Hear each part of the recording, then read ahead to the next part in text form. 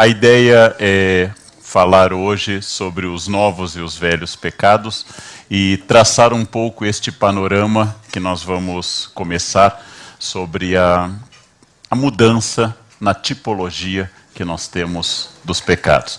Todos que estão aqui com certeza conhecem, já viram, que os pecados capitais tradicionais, ira, gula, avareza, inveja e os outros, foram estabelecidos pela Igreja Católica há muito tempo como um padrão para que se pudesse acompanhar uma espécie de guia para a alma fiel. Estes pecados foram instituídos há muito tempo, foram instituídos por padres da Igreja Antiga. Esses pecados foram sendo transformados ao longo do tempo e deram origem a uma lista oficial que ficou pronta apenas no século XVII. Há uma mudança muito importante de valores sobre esses pecados. Por exemplo, a melancolia ou assédia se transformou em preguiça a partir do século XVII, com a ascensão de um modelo mais burguês de teologia que pressupunha que não trabalhar era pior. E a partir de um determinado momento nós notamos inversões de valores destes pecados. Ainda no campo clássico, vou lembrar aos senhores que quando Dante Alighieri estabeleceu os pecados no inferno, nos 9 círculos do inferno, colocou no segundo círculo do inferno os pecados mais leves, punidos com as penas mais leves, que eram os pecados relativos à luxúria. As pessoas que pecaram contra o 6º mandamento, ou seja, essas pessoas que Dante colocou na luxúria, estavam na parte mais leve. É o caso de Paulo e Francesca, casal que ele encontra, que tinham cometido um adultério e que ele encontra atacado por ventos muito fortes, ou seja, uma pena leve, e ainda acompanhados um do outro.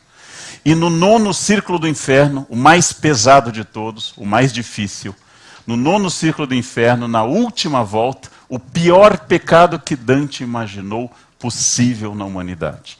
O pecado mais grave, o mais violento de todos, que ele colocou na parte mais gelada do inferno, onde o próprio Satanás pune a pior coisa que ele imaginou. Eu não sei se os senhores podem supor qual seria a pior de todas: trair seu superior. Aquilo que no Brasil seria quase uma virtude, seria quase uma obrigação moral, seria quase um desejo para as pessoas. No caso de Dante, ele coloca lá no fundo, na última vala do 9º círculo do inferno. O que já mostra que nós mudamos não apenas em relação à lista dos pecados importantes, mas que importância nós damos. Após o século XIX, após a ascensão de Freud, o sexo ganhou uma importância muito maior. Nós passamos a dar ao sexo uma verdadeira obsessão, e aí aquilo que para Dante é o mais leve, a luxúria, provavelmente hoje estaria entre os pecados mais hediondos, por exemplo, a pedofilia e outros crimes ligados à sexualidade. Esta mudança é uma mudança de época e ela implica, ela tem uma certa ideia de que esta ordem é uma ordem estabelecida por Deus, é uma ordem imutável, é uma ordem que colocava o homem em determinada posição do universo. E esta ordem o homem tinha que aceitar e se adaptar. O homem medieval tinha muita ansiedade em relação à salvação. O homem medieval tinha uma hierarquia muito clara. Isto mudou por completo.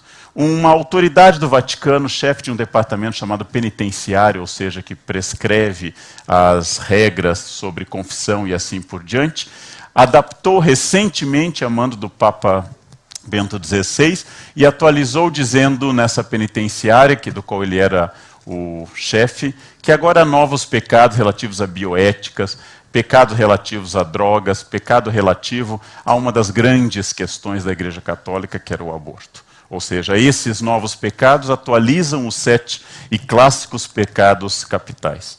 Mas eu queria chamar a atenção para começar a sair deste campo, já que nosso enfoque não será exatamente religioso, que este teocentrismo de estabelecer um Deus, como na época de Dante, ou seja, que escreveu a Divina Comédia no início do século XIV, este teocentrismo foi abalado profundamente. Mas as pessoas se esquecem que tirar Deus do centro da referência e passar a tornar outra a referência humana significa que o homem também se desloca com tudo isso. Nós não apenas deixamos de enfatizar Deus como processo, mas nós passamos a ter um comportamento distante. O que significa isso? Se vocês imaginarem a cena da criação do homem que Michelangelo pintou no teto da Capela Sistina, a mando do Papa Júlio II, vocês vão imaginar que é claro que é uma cena que mostra que Deus criou o homem, como diz no Gênesis, mas significa que o homem é muito importante, porque afinal o homem foi criado no sexto dia. O homem coroou a criação. O homem é a coisa mais importante de toda a criação.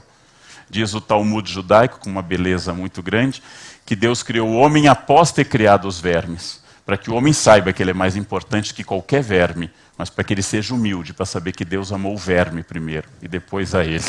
Essa duplicidade do Talmud é muito bonita, ao falar desse ponto onde o homem é criado e que é teocêntrico, mas ao mesmo tempo, e muito fascinantemente, este ponto de criação é também antropocêntrico, pela importância que tem o homem. O paraíso no qual Adão foi colocado, e logo em seguida Eva, é um paraíso no centro do universo, no ponto mais bonito que se podia imaginar, que curiosamente corresponde grosso modo ao Iraque atual, cercado de rios como o Tigre, o Eufrates, os rios do paraíso. Mas o homem colocado no centro do universo, o homem colocado na parte mais importante, logo ao mesmo tempo que se destaca a importância de Deus, estamos destacando também a importância do homem nesse universo, já que Deus criou o homem à sua imagem e semelhança, que significa que Deus é o Criador, mas significa nessa concepção que o homem foi criado também como a coisa mais importante de todas. 3 abalos o nosso orgulho sofreu nos últimos 500 anos. Vamos voltar a um período anterior, um período que nem Niemeyer era nascido ainda. Vamos voltar ao século XVI. O primeiro grande abalo, não estamos no centro do universo. Copérnico, logo em seguida Galileu, começam a nos dizer que não habitamos o centro do universo. Somos um planeta pequeno, girando ao redor do Sol, que hoje sabemos ser uma estrela de 5ª grandeza. Terrível. Deus nos colocou num terreno baldio na parte B de uma cidade pequena do universo. Não estamos mais no centro. É o primeiro abalo no nosso orgulho. Não moramos em Manhattan. Moramos num sítiozinho atrás de uma rodovia, numa área secundária de um planeta pequeno que gira ao redor de uma estrela menor numa galáxia de 2ª instância. Terrível. Primeiro abalo.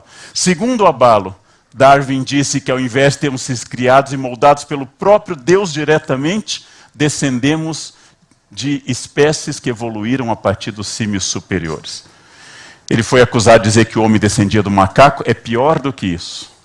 Não, os macacos são nossos primos. Descendemos de um ser ainda mais primitivo, que em determinado momento se dividiu entre os macacos e superiores, como os gorilas, chimpanzés e outros seres humanos. Meus alunos dizem que o tamanho do meu braço é a prova que Darwin estava certo, porque encosta no joelho, mais um pouquinho eu andaria de 4 no chão. Não somos mais criados do barro diretamente pelas mãos de Deus. Não estamos no centro do universo. Faltava alguém que no ano de 1900 lançou a interpretação dos sonhos e passou a dizer que também não somos tão racionais, porque disse Freud, o grande revolucionador do pensamento contemporâneo, que nós somos controlados por forças das quais não temos consciência, somos controlados por instintos que nascem de coisas muito anteriores, e o homem racional, que não mora mais no centro do universo, e tem como parente não os anjos, mas os gorilas. Este homem caiu como Ícaro e Dédalo no mito, este homem caiu como Lúcifer, este homem caiu profundamente. Esta revolução de Copérnico, de Darwin e de Freud mudou a nossa maneira de nos encararmos. E ao mesmo tempo, de uma forma muito curiosa, abalou a convicção que o grande Leonardo da Vinci tinha feito do homem vitruviano. Aquele homem no centro de um círculo e de um quadrado. O homem na figura perfeita do círculo, do Kyklos grego, aquele homem vitruviano não é mais o homem. Pelo contrário, o homem do quadro de 1893 é o homem que Munch pintou no Grito. Este é o homem desesperado, este é o homem contemporâneo. Este é o homem que diz, Deus morreu, aí Nietzsche também morreu e eu não estou me sentindo muito bem. Ou seja, este é o homem que não tem mais um lugar definido no universo. E, curiosamente, ao invés de dar origem a um homem contemporâneo centrado na humildade, centrado absolutamente na desestruturação das suas convicções, este homem da chamada pós-modernidade talvez seja o homem mais vaidoso, o homem mais autocentrado de toda a história humana. Talvez seja esta uma característica bizarra do nosso tempo, porque desmontamos todos os sistemas metafísicos e todas as utopias. As utopias começaram a entrar em colapso e entraram definitivamente no século XX. Quando eu era jovem, ainda havia as grandes utopias, por exemplo, socialistas. É bem pouco provável que fora da Coreia do Norte, de Cuba e de diretórios acadêmicos da área de humanas, as utopias socialistas ainda tenham uma energia enorme. Apesar das injustiças profundas e estruturais do capitalismo, aparentemente acreditar que a solução seria do modelo bolchevique em 17, o Fidel Castro em 59, ou a partir da China de Mao a partir de 49, é uma coisa que não encontra mais tanta gente que acredite nessa ideia. Não há mais tanta gente que acredite com tanta convicção. E os sistemas metafísicos, os grandes sistemas racionais como o kantiano, os grandes sistemas abstratos ou não, também entraram em colapso neste mundo contemporâneo. A frase que se dizia na liturgia católica e se repete traduzida até hoje: mea culpa, mea máxima culpa, batendo ainda no peito. Esta frase é substituída por uma ideia um pouco mais original que nós podemos encarnar na figura do Homer Simpson. Se a culpa é minha, eu ponho em quem eu quiser. Ou seja, se é mea culpa, eu posso dá-la para qualquer outra pessoa. A ideia do Homer, como típico cidadão americano, é que a culpa não é um processo que eu deva carregar. Pelo contrário, a culpa pelas coisas pode ser atribuída a todas as pessoas. Pela internet circulam gráficos em quem colocar a culpa em caso de problema. Você cometeu um erro, em quem colocar esta culpa e assim por diante.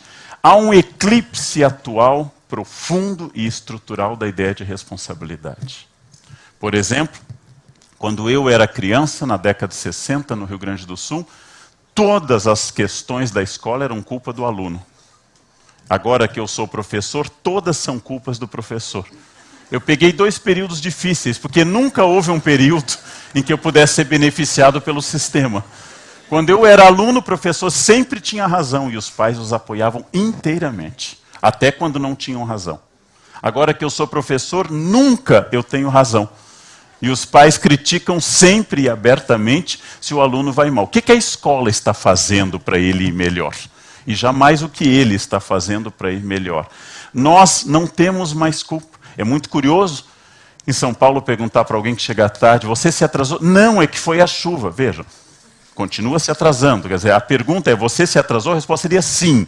Mas não foi a chuva, não foi a marginal, não foi um OVNI que explodiu. Ou seja, essas questões são um eclipse da responsabilidade, apesar de sermos hoje a civilização centrada e obcecada no eu.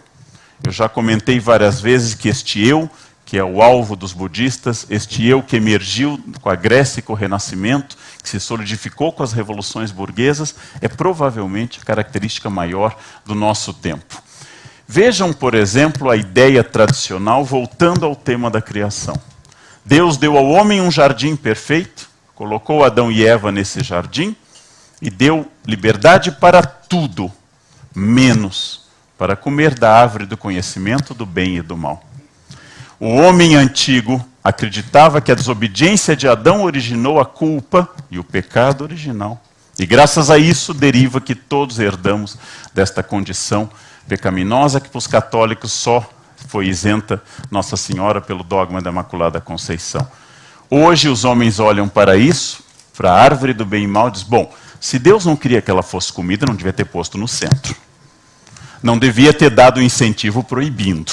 Você pode fazer tudo menos isso. Deus não conhece psicologia. Se eu disser para uma criança: você pode mexer em tudo menos neste copo, ela vai correndo e mexe neste copo. Faltou a Deus tato, por exemplo, de isolar esta árvore numa outra. E depois, por que proibir esta árvore só para criar tentação? O problema é Deus, não é Adão. Adão é um empreendedor.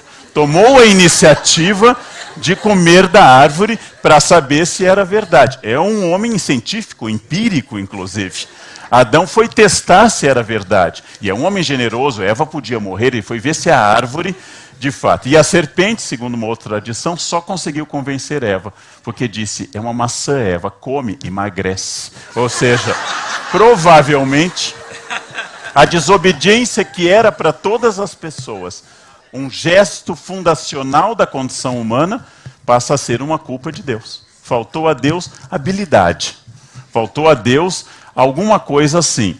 O Papa Pio XII, que provavelmente, ao morrer em 58, encerrou uma era de papas medievais, por incrível que pareça, porque Eugênio Pacelli não é o último papa a usar a tiara que Bonifácio VIII havia inaugurado no 14, mas Bonifácio e Eugênio e Pio XII, desculpe, pertencem a uma geração de papas estátuas de cera, autocráticos, na cadeira gestatória. Os papas seguintes, João XXIII, Paulo VI, não pertencem mais a essa categoria. Pio XII disse num programa radiofônico para os norte-americanos que o pior pecado dos homens hoje é terem perdido o sentido de pecado. Pio XII está reagindo a essa chamada modernidade que dissolveu as responsabilidades. O Papa João Paulo II e Bento XVI reforçaram essa ideia. Ainda há o demônio, mas que o Papa precise lembrar que há o demônio é sinal que o demônio vive o seu pior momento biográfico no século XX para o XXI. Para alguns, por concorrência dos homens. Tendo o demônio visitado Auschwitz e Hiroshima, ele disse, não, acho que chega, né? Meus discípulos me superaram nesta ação.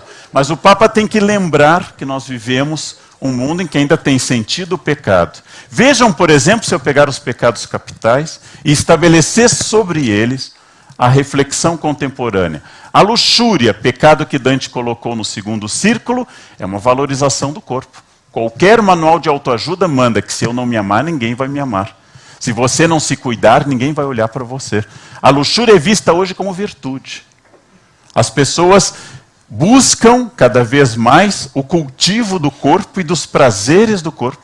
As revistas dão dicas, apimente sua relação, seduza o marido, né? Compre uma lingerie específica e assim por diante. A ira é vista como uma maneira de não guardar raiva, até porque dá câncer guardar raiva. Você precisa pôr para fora. Quem engole muita coisa tem tumor. É preciso ter uma liberdade em relação a isso. A ira é vista como pessoas contidas não são felizes. Pessoas têm que pôr para fora. Elas têm que fazer sessões de colocar essas coisas para fora. A avareza deixou de ser pecado para ser planejamento do futuro. Eu não estou sendo avarento, eu estou guardando para os dias difíceis. Eu estou pensando nos meus filhos. Eu estou pensando na faculdade deles e assim por diante. Não há mais uma noção clara deste pecado. A inveja é simplesmente estabelecer metas. Ou seja, não é que eu inveje o carro do vizinho, é que eu quero também chegar lá. Não é que eu inveje a casa do outro. Aquilo que Tomás de Aquino chamou de tristitice alienum bonum, a tristeza pela felicidade alheia, o único pecado capital do qual há uma vergonha coletiva, hoje não é mais um problema. Chega a se dizer, que é um absurdo teológico, inveja boa. Uma inveja branca, uma inveja atenuada, como se pudesse ser uma coisa dessa. A preguiça é lida como relaxamento. Pessoas não são mais preguiçosas, elas estão relaxando, desestressando. A preguiça é recomendada, momentinho de preguiça, para a sua hora de preguiça e assim por diante. A preguiça é vista como uma virtude. A gula é quando você foge do padrão terrível da anorexia. É quando você decide não seguir mais o que a sociedade quer de você. Essa é a gula. Ou seja, você passa a pensar em inovar através de uma capacidade de pensar melhor. E, finalmente, o pecado original de Lúcifer, a vaidade, o orgulho. O pecado que dá origem a todos os outros é hoje visto como uma questão essencial para você ser feliz. Você tem que se amar, e se amar muito. E tem que se orgulhar disso. Eu me gosto, com essa próclise errada, eu me gosto, eu me amo, eu me adoro, eu não consigo viver sem mim. Ou seja, essa ideia é uma ideia de inversão de tudo isso, que faz surgir E aqui é um ponto que eu vou fugir muito de um script tradicional. Faz surgir o que eu chamo de 3 novas teologias. 3 teologias no sentido de que são 3 experiências que tentam sair do material para o abstrato e propõem uma leitura universalizante da história. Isso é uma teologia. São 3 teologias que talvez vocês nunca tenham visto classificadas como teologias. A primeira das teologias contemporâneas que responde a este novo homem é a autoajuda. Eu insisto e digo sempre, a gente chama-se autoajuda, porque ajuda a quem escreve o livro. Por isso que é autoajuda. Não ajuda mais ninguém além de quem escreve. Quem escreve ganha dinheiro, logo é autoajuda. Senão seria ajuda social, coletiva ou alheia, né? A autoajuda tem 2 dogmas teológicos. Se você não se amar, ninguém vai lhe amar. E segundo, o que você pensa acontece. É uma teologia vaidosa, porque nos torna deuses, demiurgos. O que eu penso, acontece. Eu tive vontade uma vez, ao ler uma obra de autoajuda chamada O Segredo, de empurrar a autora de um prédio e dizer, agora voa, pensa que você pode voar. Né? Porque o que você pensa, acontece. É óbvio, o que você pensa se torna realidade. A autoajuda é uma teologia porque nos faz crer que somos deuses. Mais uma teogonia do que propriamente uma teologia. A grande teologia contemporânea, de um período que ninguém mais lê, os grandes teólogos, chama-se autoajuda. A segunda teologia a este respeito é uma teologia associada às chamadas religiões neopentecostais, mas não apenas, que é a chamada teologia da prosperidade. Reze e você sairá do Serasa. Siga esta religião e você adquirirá tal carro. Adquira esta fé e você se tornará uma pessoa bem-sucedida. Não mais o Deus sacrificado, não mais o Deus sofredor do Gólgota, mas o Deus vitorioso. Com Jesus eu venço minhas dívidas. Essa teologia da prosperidade, avessa à tradição medieval, ela é muito forte hoje. Ninguém mais prega um Deus sofredor. Um Deus sofredor não tem mais lugar. Um Deus sofredor, usando um verbo que eu adoro de São Paulo, não orna. Um Deus sofredor não orna mais, porque nós queremos um Deus vitorioso. Um Cristo na cruz, chicoteado, um Cristo no deserto, não é mais um modelo para as pessoas. É um Cristo vitorioso que vai vencer o que me atrapalha no êxito, inclusive material. Família feliz, saúde perfeita e bens materiais são obtidos através da fé. É uma teologia da prosperidade que hoje faz sucesso não apenas no cristianismo, mas em várias religiões. E uma terceira teologia, fora a autoajuda e a teologia da prosperidade, é talvez a mais sólida de todas. É hoje a fórmula que todas as pessoas usam para entender que o sucesso é um destino. Essa terceira teologia chama-se empreendedorismo. Hoje, empreendedorismo é a pedra de toque de todas as pessoas, especialmente do mercado, para entenderem que sucesso e fracasso só pode existir se você não tiver ou não conseguir controlar seu empreendedorismo. Empreendedorismo é a chave do futuro. Empreendedorismo é tudo. Eu vou demonstrar a vocês que a ideia de empreendedorismo, nascido numa divisão tipicamente norte-americana entre winners e losers, a ideia de empreendedorismo é a das ideias teológicas a mais insidiosa, porque traz para dentro de mim a censura. Se eu fracassei, a culpa é minha. É a internalização absoluta dessa censura. O sucesso é minha responsabilidade, o fracasso é minha culpa. Ele ajuda as pessoas porque ele estabelece que coragem, ousadia, autoestima, iniciativa faz parte do sujeito vitorioso. Isto é o empreendedorismo como processo. O novo homem que atinge a salvação não é mais São Francisco, não é mais Santo Antônio, não é mais Tomás de Aquino, mas é o empreendedor. Ele é um modelo de uma teologia imanente, de uma teologia da matéria, que atingindo aquele ponto, leva os outros à felicidade. Este novo homem adquire a salvação mediante sua iniciativa pessoal. Tal como o homem medieval, mas não é uma iniciativa pessoal em busca de um além, mas é de um hic et nunc, de um aqui e agora. E o inferno dessa teologia é o fracasso financeiro e pessoal.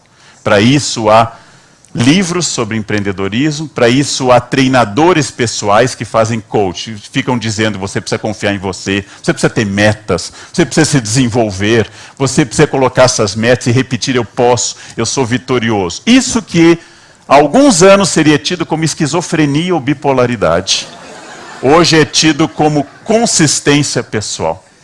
Um médico psiquiatra no congresso que eu estive agora, no Rio de Janeiro há pouco, me deu uma informação, Dr. Pavão da UERJ, muito interessante. Ele dizia que há 40 anos, ele era um médico da Pinel, e ele dizia que os esquizofrênicos diziam a ele, doutor, estão me filmando. A síndrome de perseguição é típica da esquizofrenia. Estão me filmando. E ele disse, e hoje estão filmando. Não. Há 40 anos, os doentes andavam pelo pátio assim, falando com a mão, a todo tempo. Hoje estão no celular. Ou seja, o esquizofrênico é o profeta da nossa época. É aquele que viu as coisas que ninguém via e profetizou essas questões. O inferno atual é o fracasso. Vai para o inferno quem não tem iniciativa. Vai para o inferno quem não se planeja. Vai para o inferno a pessoa que não tem metas. Vai para o inferno a pessoa pessimista. Este é o inferno atual. Aquele pessimista que possivelmente seria o salvo na Idade Média, hoje ele é o condenado. Nós precisamos estabelecer medidas para esse empreendedor. Há uma nova soteriologia, soter em grego salvador, há uma nova teologia da salvação. Esta salvação não é mais uma salvação abstrata ou metafísica. Esta salvação é uma nova forma de evitar os seguintes pecados. Pecados que todo o RH, que são os novos departamentos teológicos do planeta, sabem. Quem não é proativo, quem não colabora com a sinergia da empresa, quem não veste a camiseta, quem não tem metas, quem não recebe aquela notícia, vamos fazer um treinamento sábado à noite, oba, é tudo que eu quero, que bom, é a coisa que eu mais gosto, e assim por diante. Quem não tem criatividade, e assim por diante. Quem não sai da caixinha, e outras fórmulas catequético-teológicas.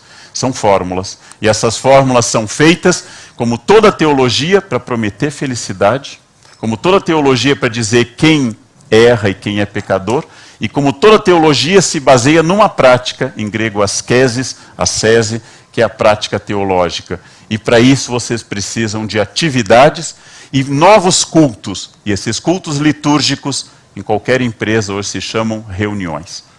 As reuniões, como toda liturgia, tratam de um tema abstrato. Tem que ter fé para acreditar na reunião. Existe um sacerdote oficiante, e existe um rito. Este rito tem frases ditas por um e repetidas por todo. Há uns anos era o Senhor esteja convosco, Ele está no meio de nós. Hoje é bem-vindos à nossa reunião. E as pessoas sorriem, porque é importante ser feliz. Pelo menos é importante parecer ser feliz para fazer parte da equipe. Porque esta não é uma equipe de losers, é uma equipe de winners. E gente vitoriosa cresce. Eu vou mostrar a vocês, sem nenhuma crítica a esses livros, apenas para demonstrar que essa teologia tem hoje, nessa bibliografia do empreendedorismo, títulos que remetem a seu conteúdo religioso. Não é nenhuma crítica ao livro, é apenas para dizer como se aproxima o conteúdo religioso do empreendedorismo. O primeiro deles, o monge e o executivo. Ou seja, encontre seu sucesso no seu business através de uma prática monacal. O monge e o executivo. Como reencontrar-se na vida dentro de um mosteiro. Vejam, por empreendedorismo dando asas ao espírito. Os títulos são religiosos. O conteúdo também. Só que tira-se a palavra Deus e coloca-se a palavra sucesso. Empreendedorismo para jovens. É uma espécie de JUC ou de JOC. Juventude Operária Católica, Universitária Católica. Empreendedorismo para jovens. Aprenda desde cedo. É uma espécie de bar mitzvah. É uma espécie de catequese para a primeira comunhão. Para jovens. Executivos das transnacionais e o espírito. Ou seja, a espiritualidade e o empreendedorismo. Desperte o empreendedor que há em você. Uma espécie de platonismo empreendedorístico. Já tem dentro de você este empreendedor que vai fazer sucesso e assim por diante. E por fim, mitologia e negócios. Como é que você deve aplicar a mitologia grega à sua vida e aos seus bons negócios? E o meu preferido. Madre Teresa como administradora de uma grande empresa, CIO. Ou seja, Madre Teresa como chefe de um business. Madre Teresa, saindo da Albânia e indo para a Índia, jamais imaginou que ela daria origem a um livro desses, a um livro desses. Madre Teresa como administradora.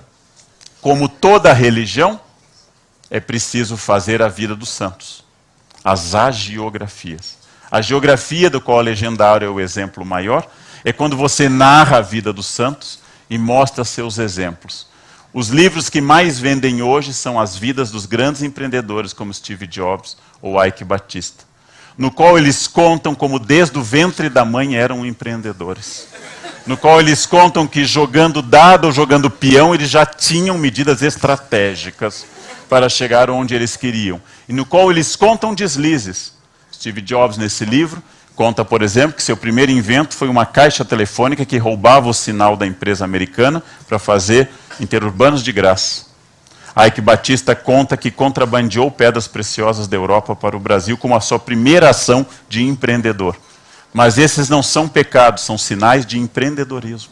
São sinais de iniciativa, são sinais de energia, são sinais de que eles não pensam como os outros que não contrabandeavam, por exemplo, ou que não roubavam o sinal de uma empresa, e assim por diante. Como toda a geografia, ela tem um sentido, que nós chamamos de teleologia. Ela aponta para algum lugar. Vejam e leiam isso. E as pessoas leem essas biografias com um objetivo: imitar a vida dos santos. Como na Idade Média se lia a Legenda Áurea, e ao ler a vida dos santos se buscava este modelo.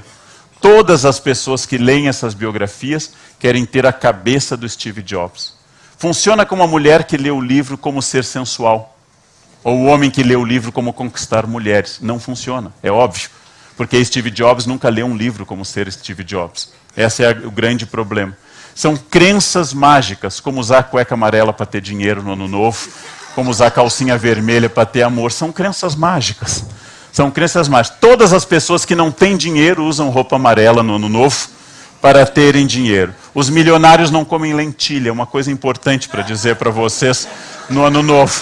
Só os fracassados comem lentilha todo ano, repetidamente, para terem dinheiro. E apesar da experiência, continuam comendo todos os anos a lentilha, pelo menos enquanto ela for baratinha. Essas crenças mostram que nós temos uma magia que substituiu a teologia medieval por crenças atuais, absolutamente mágicas, absolutamente fora do padrão.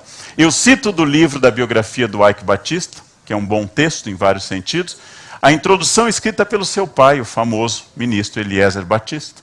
Porque a frase contida na introdução, que me espantou ao ler, é a seguinte: estava escrito, havia 40 mil anos, que Ike seria um entrepreneur puro sangue. Há 40 mil anos. Vejam, gente, anterior a Hebe, a Dona Cano, anterior a Niemeyer, estava escrito que Ike seria um grande empreendedor. É preciso ser muito religioso para escrever essa frase, porque é um destino que, antes das pirâmides do Egito, estava destinado a ser o homem mais rico do Brasil. É uma questão muito curiosa. E claro que ao Ike não deve ser atribuída esta frase, não é dele, é do pai, tem mais um orgulho paterno do que uma realidade descrita. O empreendedorismo é uma coisa curiosa, porque nós vivemos a era da crença do empreendedor. Nós vivemos a era na crença que, se nos esforçarmos, todos podem ser no Brasil um Ike Batista. Como se houvesse possível no Brasil o espaço para todos serem o homem mais rico do Brasil. Dentro dessa ideia do empreendedorismo, é muito curioso que nós nunca fizemos tantas coisas e nunca fomos tão improdutivos na história humana. Nunca trabalhamos tanto e tão improdutivos. Nunca a humanidade leu tanto, nunca se publicou tanto. Há pouco, fazendo a resenha de um livro, me dei conta que nós lemos mais livros que Santo Agostinho. Lemos muito mais que Santo Agostinho, só que fazemos menos.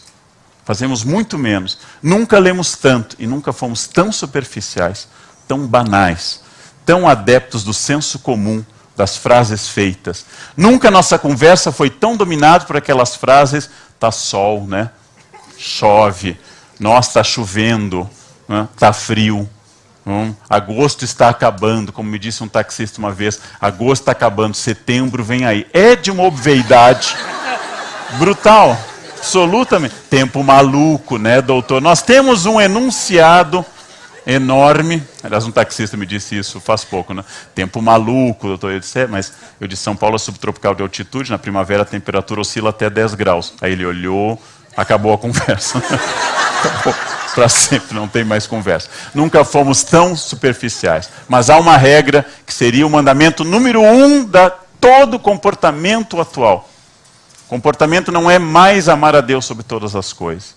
Comportamento não é mais ouve, ó Israel, como a Shema de Israel judaica. O comportamento número 1, a regra número 1 é que todos têm que estar bem. O que torna o Facebook insuportável. Todos estão sorrindo o tempo todo no Facebook. Todos estão tendo experiências maravilhosas. Todos estão comendo pratos extraordinários. Todos acordaram e comunicam ao mundo, acordei no Facebook. Como se isso tivesse importância para algum ser humano, além da própria pessoa. Ou seja, nós temos que estar bem. Observem as fotos e todos estão sorrindo. Todos absolutamente estão sorrindo. A vida é uma alegria para todas as pessoas. E todas as pessoas têm que estar bem. No geral, há uma hermenêutica subjetiva, ou seja, uma interpretação absolutamente subjetiva, que vai juntar uma imanência, ou seja, aqui e agora, concreto, totalmente local, com uma absoluta capacidade de interpretar as coisas ao seu jeito. Quando eu digo para alguém isto é errado, a pessoa diz, não, mas é para você, não é para mim. Essa é a subjetividade contemporânea. Os pecados não podem mais ser uma lista. Como é que nós passamos de Tomás de Aquino para Paulo Coelho? Essa é a grande pergunta contemporânea. Como passamos da Suma Teológica para o alquimista? Como passamos da elaboração medieval de regras claras de base aristotélica para fórmulas prontas e frases lineares? Provavelmente pela atomização do conhecimento contemporâneo. Provavelmente porque esse conhecimento está capilarizado e atomizado mais do que nunca. Provavelmente porque ninguém mais lê Tomás de Aquino.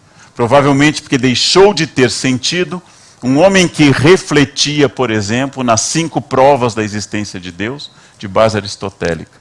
Provavelmente porque a reflexão aristotélica tomista, ou tomista aristotélica, deixou de ter sentido para este mundo. E os textos menores, mais fáceis, na forma cotidiana de pequenas instruções, ele tem muito mais sentido para todos nós hoje. Então não é um declínio do conhecimento, é uma mudança sobre o que se espera dele. Todas as pessoas, quando envelhecem, tendem a dizer que os jovens de hoje são piores do que a gente foi. Este é só um sinal de idade, não quer dizer nada. Esta reclamação tem mais de 2000 anos. Todas as pessoas há mais de 2000 anos dizem que a atual geração não vai fazer o que a nossa fez. Os jovens de hoje estão cada vez piores. Esse é só um sinal que o meu RG é baixo. E que está na hora de eu começar a preparar a passagem. Ou seja, este é só um sinal de idade. Todas as gerações disseram incessantemente que os jovens são muito superficiais hoje, não é. Eu digo uma coisa diferente. Todas as pessoas, jovens ou não, velhos, meia-idade, são superficiais hoje. Nós nunca dissemos tanta bobagem tornada literatura ou filosofia. Nunca difundimos tanto conhecimento para dizer o óbvio. Há 2 mundos e 2 pecados nessa medida. Há 2 mundos e 2 pecados. Há um mundo que é um mundo tradicional, um mundo que floresceu para alguns nesse teocentrismo medieval. Há um mundo elaborado com regras claras e o mundo atual da subjetividade, no qual é válido se eu considero válido. Este é o mundo subjetivo atual. Este é o mundo da pós-modernidade, segundo Zygmunt Bauman, esgarçado neste mundo líquido, nesse mundo de plasma, nesses homens de isopor, neste mundo de espuma que é o mundo contemporâneo. Para todas as idades e para todas as pessoas. Mais fácil de ser vivido, mas ao mesmo tempo muito mais plano do que jamais foi. Estes 2 mundos e 2 pecados nos fazem esquecer de uma realidade objetiva muito interessante. A primeira delas, dado divulgado esta semana. No Brasil de 2012, no Brasil que cresce a computação, no Brasil que supera algumas injustiças sociais históricas lentamente, mas recupera, no Brasil que a estabilidade econômica é notável neste momento.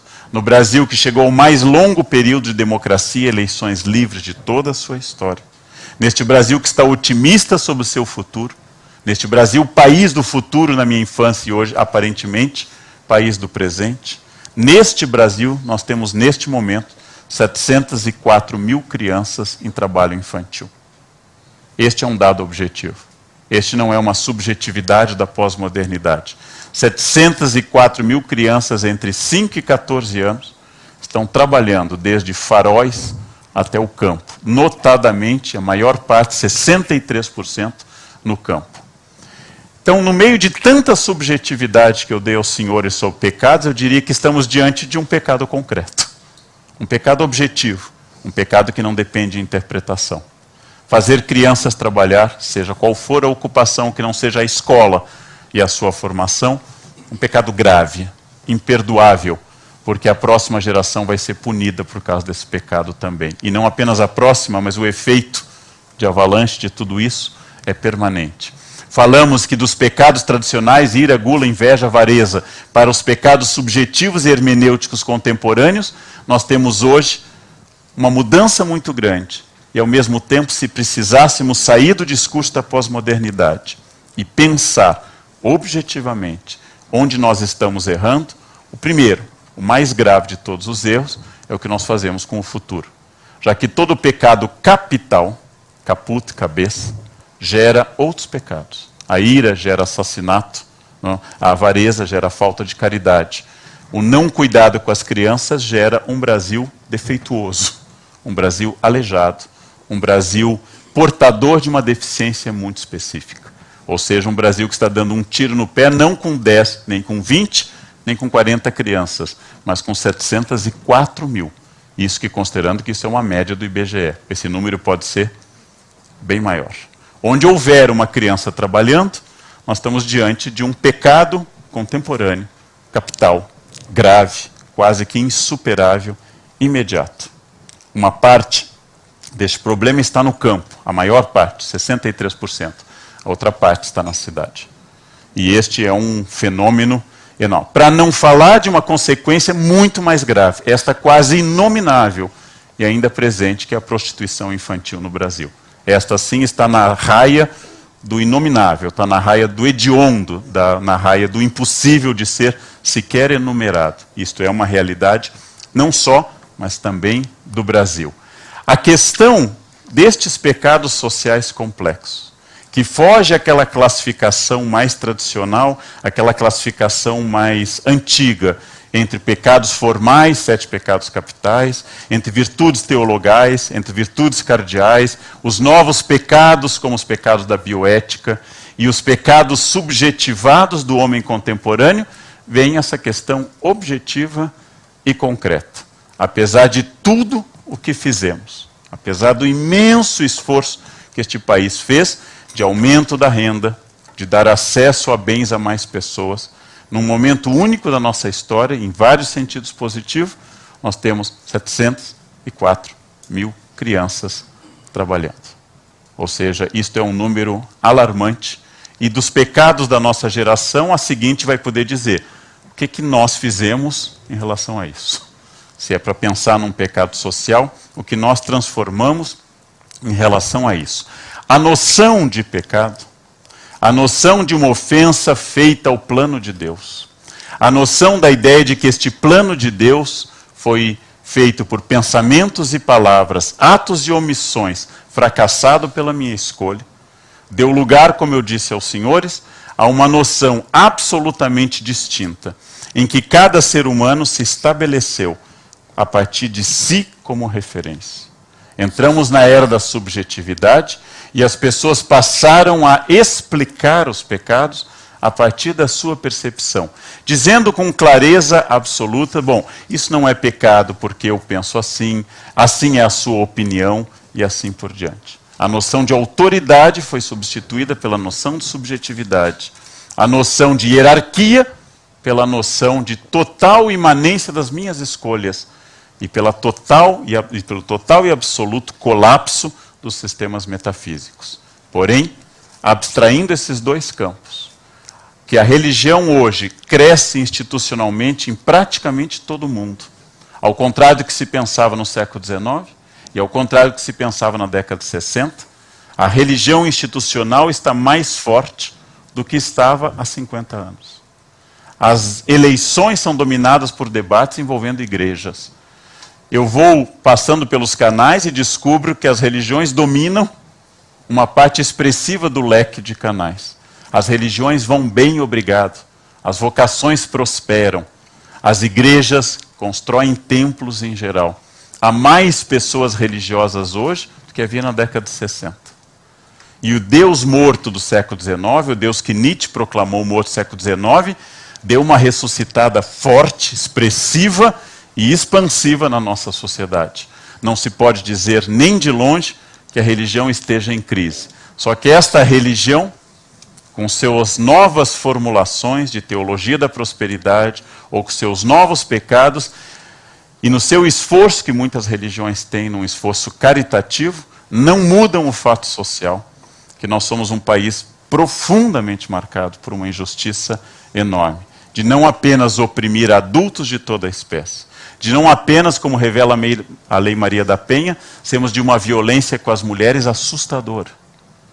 É assustador se vocês olharem os dados relativos à Lei Maria da Penha. Uma denúncia a cada 15 segundos no Brasil de violência doméstica. E essas são as que chegam à delegacia. Os tapas avulsos ou no varejo não chegam, só os do atacado. Ou seja, essas violências mostram que, por mais que as pessoas tenham se tornado ou desenvolvido a ideia subjetiva, por mais que elas pensem a partir dessa subjetividade, nós não podemos nem de longe supor que estes pecados objetivos, concretos, não ocorram, não sejam centrais e nem estejam na ordem das coisas mais importantes deste momento. Então, isto é para a gente não parar de pensar como pessoas a partir só de abstrações, mas de dados muito concretos, muito objetivos. Num mundo que ninguém mais tem certeza, a frase maravilhosa do Marx em 1848, consagrada pelo Marshall Berman, onde tudo que é sólido desmancha no ar. Um mundo onde todas as coisas perderam o seu sentido, existem dados muito objetivos. E se alguém me perguntasse hoje, qual a noção atual de pecado? Quais são os novos pecados?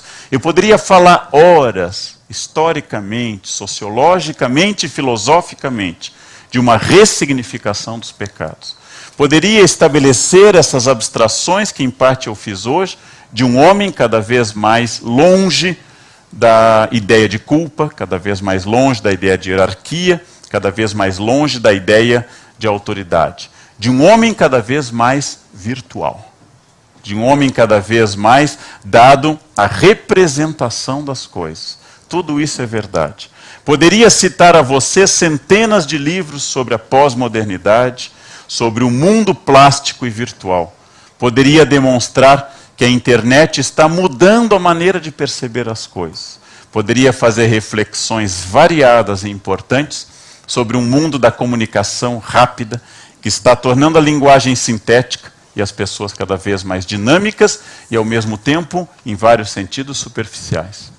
Porém, volto a dizer, nada disso, nenhuma dessas reflexões tiraria de cena o fato que, objetivamente e concretamente, nós temos pecados contemporâneos. E aquele que eu decidi dar ênfase maior, aquele que eu decidi enfatizar, diz respeito ao pecado relativo às crianças, aos crimes que são cometidos em relação às crianças especificamente. Ou seja, daqueles que têm menos chance de se defenderem da violência do trabalho, da violência sexual, da violência social e das outras violências. E se não bastasse isso, o outro crime mais sutil, e talvez o mais comum, é oferecer a essas crianças uma educação ruim, superficial, desinteressada, absolutamente triste, com gente fracassada pessoalmente, que ficam dizendo para elas que a vida é um horror, que a escola é um horror, que o Estado é um horror, que o mundo é um horror, e essas pessoas, ao invés de se matarem, que é o conselho que eu dou a toda pessoa que está se sentindo muito mal, se mata rápido, para não ficar respirando este ar que está cada vez mais escasso no planeta. Saia dele, já que tudo é um horror. É o meu conselho aos pessimistas totais. Nossa, eu não vejo sentido em nada, então vai, se mata rapidamente, né? Deixa espaço para outros, porque a comida está escassa, o ar está escasso, a água pura está escassa. Então faça isso, mas acima de tudo, não trate com crianças, não trate com alunos, não trate com gente que tem futuro pela frente, se você acha que o seu futuro não tem mais este sentido. A ideia que eu tracei é que estes pecados tradicionais, estes pecados que animaram a culpa objetiva de uma humanidade que se considerava uma humanidade guiada por Deus e a partir de uma hierarquia. Lembrem que na Idade Média a certeza da condenação era dominante. A pesquisa do Ibope, feita nacionalmente, revela que quase 97% dos brasileiros acredita que será salvo. E a pesquisa incluiu população carcerária. Quase 97% dos brasileiros acham que irá para o céu. E que Deus o ama de forma especial. E que Deus vai levá-lo ao céu, porque afinal ele já aguentou, ou o cunhado, ou a irmã, ou a mãe, ou a sogra, ou o patrão, ele já aguentou, ele merece o céu. E mesmo aqueles que estão nas cadeias, dizem que já pagaram o seu preço. Não precisam mais fazer absolutamente mais nada. Todas essas pessoas, absolutamente todas essas pessoas, cometem o mesmo estrutural defeito de ficarem discutindo subjetividade, ficarem discutindo subjetivações, ficarem discutindo questões relativas à minha percepção do mundo e, de novo, perdendo a noção clara, objetiva e direta do mundo concreto, dos seus problemas concretos. Era isso que eu queria dizer sobre essa ressignificação dos pecados, em que eu foquei em 3 ideias. Pecado tradicional, a ressignificação da pós-modernidade dos pecados pelas novas teologias, ou seja, autoajuda, teologia da prosperidade, empreendedorismo, o novo homem otimista e obrigado à felicidade, e encerrei enfatizando a questão que eu mais queria enfatizar, que não percamos de vista que é um mundo concreto, que é um mundo objetivo, e que este mundo lá fora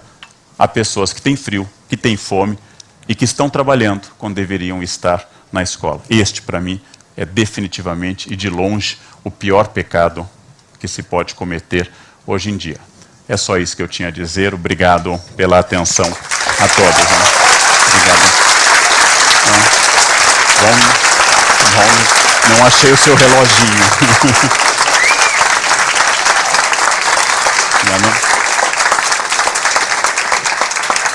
Obrigado por essa palestra tão brilhante e provocadora, né? Que só ele sabe conduzir com tanta maestria. Então passamos agora para as perguntas da plateia e da internet. Então, se vocês quiserem participar, eu acho que todos vocês estão afim, não tenham dúvida, levantem a mão de modo que a Gabi possa ver vocês.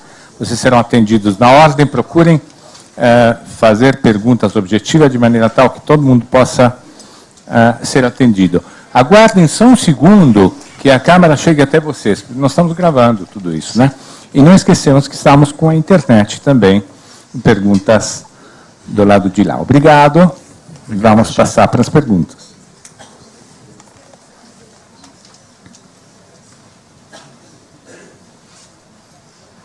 Oi, boa noite. Boa noite. Eu gostaria de saber assim, se você acha que você descreveu os 7 pecados capitais e se o pecado atual seria a omissão. E hoje, por as estruturas terem sido derrubadas, tudo ter sido questionado, essa questão da culpa ter se dissolvido, se também as pessoas se sentem menos responsáveis pelo quadro geral da sociedade. Uma questão complexa, né? Porque na categoria pecado da omissão, Santo Agostinho já tinha pensado que, como tudo que existe é amor e os pecados são falta de amor, a preguiça, por exemplo, é um dos pecados de fazer menos, de ser menos. Já é uma espécie de omissão. Mas o que eu acho que é mais grave é que existem 2 omissões. A omissão clássica é de quem observa e retira a sua ação, ou não a exerce. E hoje eu acho que é mais grave, porque hoje há uma cegueira. Então nem sei, seria pelo menos culposo, não seria doloso. Há uma cegueira. A sensação que eu tenho da sociedade contemporânea, do mundo que eu vivo em São Paulo, é de omissão, não no sentido da consciência, eu vejo e não faço, é que as pessoas não veem mais. Elas realmente não veem mais. Não é que elas deixam de ajudar o vizinho, elas não sabem mais quem é o vizinho. Não é que elas deixam de amparar uma pessoa na rua, elas realmente estão no iPhone, no iPod, no som, fechadas, correndo. Né? Se houver um genocídio ao lado e não for uma hora de trocar a música, não, elas vão continuar correndo. Então eu acho que é mais grave, é cegueira. Não é aquele ato relativamente atencioso de que eu olho para alguém, sinto que essa pessoa está mal e me recuso a ajudá-la. Isso seria omissão. Eu acho que é algo bem pior. Eu acho que é simplesmente não ver. A maioria absoluta não está vendo as coisas. E isto porque nós somos obrigados a um ritmo para não ver mais nada. Não dá tempo para ver mais nada. Nós estamos todos fechados. Em qualquer transporte público, você vai perceber, metrô, ônibus, trem, que ninguém mais está conversando com ninguém. Todo mundo está fechado no seu mundo e conferindo o celular, dizendo, oi, você está aí? É, eu estou aqui. E assim nessa conversa autista, profunda, eu não vejo quem está do lado. E saio para jantar com pessoas que eu fico ao celular mandando torpedo. Estou jantando, eu também. Então, na verdade, não existe mais o contato com as pessoas. Então, esta omissão, talvez mais grave do mundo contemporâneo, é a omissão da absoluta cegueira, e nesse sentido consciente, porque é uma opção para não ver o outro. Isto é grave, é absolutamente grave hoje.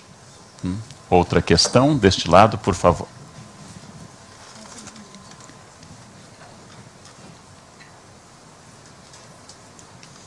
Então, a minha pergunta para você, eu gostei muito da sua palestra, das suas ideias, achei fantástico, só que eu tenho uma questão que me chamou muito a atenção, você falar do empreendedorismo. Uhum. E me soa como uma crítica a isso, porque empreendedorismo, para mim, é uma situação positiva no país. Sem dúvida. Onde a pessoa vai se lançar, ela acredita nela. E no Brasil, principalmente, é uma questão importantíssima, porque nós vivemos embaixo de um colonialismo, depois de empresas multinacionais, que nós somos todos empregados, temos que obedecer a ordens, isso, aquilo. Então, quando eu tenho um indivíduo que ele se sente empreendedor, e existe todo um trabalho no país de desenvolver isto, porque falta nas pessoas, para mim, falta as pessoas acreditar em si. Uhum. Então, eu não sei no que você fala, para quem você está olhando, quando você faz essa crítica. Mas, para mim, falta no país as pessoas terem isso. Isso, para mim, é muito positivo. Sem sombra de dúvida. Não chega ao ponto de eu achar que eu sou Deus. Uhum. Mas ao ponto de que eu achar que eu posso, além de ser empregada, eu posso, no meu saber, montar alguma coisa. Pode, eu conseguir com alguma coisa por mim mesma. E esse empreendedorismo, para mim, é isso também. Então, eu pretendi apresentar, porque este é o senso dominante. Não há, eu acredito que fora daquilo que eu falei, nenhum livro e nenhuma palestra que critique o empreendedorismo. Então, vamos começar partindo de um pressuposto do Nelson Rodrigues, que a unanimidade é burra. Vamos começar por aí. Quando você olha estantes com 50 livros nas livrarias, dizendo, viva o empreendedorismo, empreendedorismo é tudo, we are the world, we are the children, quando você vê tudo isso, eu começo a desconfiar. E a minha desconfiança centraliza na ideia de que a felicidade não está em ser empreendedor. A felicidade pode acompanhar um empreendedor. Mas eu vou lhe dar um exemplo. Eu sou um funcionário público da Unicamp. Eu fiz concurso. Eu não sou nem um pouco empreendedor. Sou estável. Eu vou morrer naquele emprego. Não preciso, aliás, fazer mais nada. Se eu não quiser, eu vou morrer. Eu sou uma pessoa profundamente feliz com o que eu faço. E não seria mais abrindo uma franquia da Boticário. O que eu acho que ensinar como teologia de que a salvação está no empreendedorismo, que se você abrir um Habib's, você será mais feliz do que sendo funcionário. Se você tiver um quiosque, isso é sinal de que você tem iniciativa. E se você for um funcionário público, você é acomodado, é uma fantasia. Uma profunda fantasia. Eu acredito que, em primeiro lugar, não há uma fórmula de felicidade. Mas o empreendedorismo prega às pessoas que todas podem ser como aqueles vencedores. E não pode. Em primeiro lugar, porque não há espaço para todos vencerem. Não há espaço. Não é possível uma sociedade que todos sejam ricos. Não no nosso sistema capitalista. Não é possível uma sociedade assim. Então, o que eu estou criticando... Mas você não acha? Eu não preciso ser rica. Eu só preciso... Eu, enquanto funcionária, eu não sei você, mas enquanto funcionária eu posso ganhar 2 mil, 3 mil e eu me sentir feliz com isso. Perfeitamente. Eu não vou ser rica, mas eu vou ficar feliz de eu fazer aquele trabalho, ter aquela colaboração. Enquanto empreendedora, eu posso ficar rica. Mas eu posso também simplesmente manter a minha família, fazer minhas coisas, ter meu ganho. Então, eu acho que existe uma necessidade de puxar para cima o empreendedorismo, porque não existia. Eu não sei sobre todos os aspectos. Eu achei muito legal o que você falou. Eu entendo o que você fala. Acho que tem muito fundamento tudo o que você fala. Mas sobre esse aspecto, eu gostaria que você considerasse, por quê?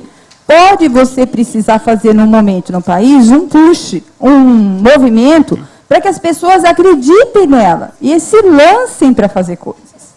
Além de querer ser empregada. Estruturalmente. Além de querer ser empregada. Você não vai tirar o valor de uma pessoa que está no emprego público, mas você também não pode tirar o valor de uma pessoa que procura empreendedorismo. E não necessariamente para ficar milionária. Eu abri uma franquia do Boticário, eu pessoalmente adoro perfume. Perfeito. Eu poderia abrir. Perfeito. E eu ficaria feliz da vida. Perfeito. Certo? Não estaria cometendo nenhum pecado. Sem sombra de dúvida. Se eu vendesse os perfumes, as pessoas comprassem, se sentissem cheirosas, porque é uma ação maravilhosa. E é delicioso estar perto de uma mulher ou de um homem cheiroso. Sem sombra de dúvida. Eu não discordo da questão do cheiro. A grande questão aqui diz respeito à teologia do empreendedorismo. Nós discordamos estruturalmente.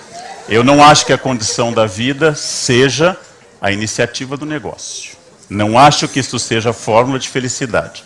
Aparentemente, o fato de que nós temos no Brasil menos suicídios do que em países notavelmente empreendedores como Estados Unidos, ou Suécia, ou Japão, o fato de que nós temos no Brasil menos suicídios que em países onde o capitalismo liberal e empreendedor é dominante, winners e losers é a regra absoluta, demonstra que aparentemente esta nação de empresários não é um sinônimo de felicidade. Obviamente também não é sinônimo de infelicidade.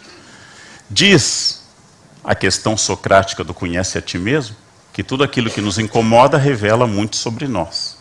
Você está ouvindo, e eu acho que este é o grande objetivo, e eu fico mais feliz do que eu ficaria, ao sentir que você entendeu o que eu estava dizendo. Você vem ouvindo ao longo dos últimos anos só elogios ao empreendedorismo. Você só ouve isso. Você ouve em todos os lugares. Você ouve numa vasta bibliografia. E eu estou lhe dando um outro ponto de vista, que não precisa ser o seu, porque eu não sou professor de catequese, eu sou de história. Aliás, não tolero a catequese, seja ela de um religioso, de um ateu ou de um macrobiótico. Acho chata a catequese. Vegetarianos são insuportáveis. Não? Eles ficam querendo pregar que a vaca tem direitos e a cenoura não. Eu não consigo aceitar isso.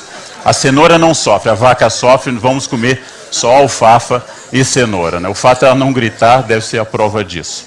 Então, passe a pensar, não como catequese, mas de que, ao ler a bibliografia de empreendedorismo, como eu já fiz, a minha afirmativa é que ela tem um pressuposto teológico.